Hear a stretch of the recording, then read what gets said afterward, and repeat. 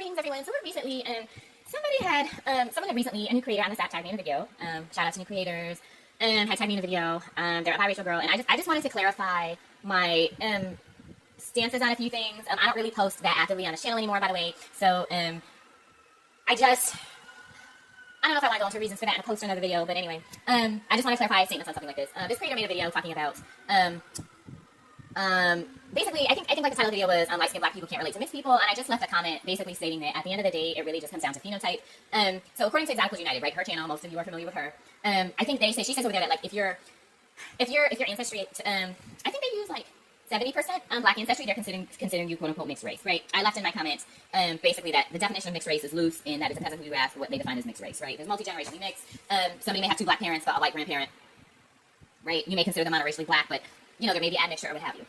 So basically, I just wanted to get on here to say that it's important for folks to remember that like there are folks who may not be considered quote unquote biracial or mixed race, but because of their phenotype, they get the mixed race treatment. And that's what I was saying to this woman in a comment under her video.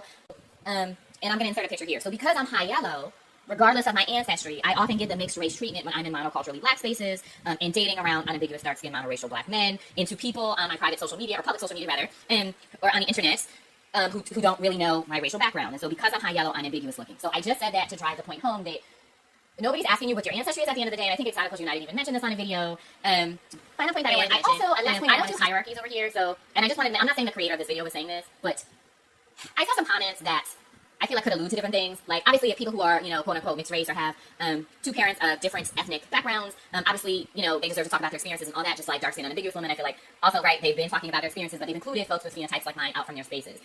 So even light-skinned people who are quote unquote monoracial, and I'm saying quote unquote because nobody can really define what monoracial is, but if you're a high yellow girly or person, you're going to get the mixed race treatment anyway. Okay? So, that's another thing. I've been quote unquote called a quote unquote cry racial on the internet, even though that's not how I even identify by some folks in the unambiguous community in quote unquote Blackistan. So, and that's when I say Blackistan, I specifically refer to the toxic aspects of the black community. People who say there's only one way to be black, talk black, sound black, eat black. That's very ignorant, it's very narrow. And then you have even some dark skinned people being called Oreos because they don't talk like them, speak like them, sound like them, listen to the same music as them, or monoculturally like them. And that's a problem. So, because of it, and that's why I always say diversity inclusion is important. On that note, on the beginning of this video, I said this channel I'm not going to be posting really regularly on, but when I have a gem to drop, then I'll drop it. Stay safe, stay woke, fight for justice, and all right, bye.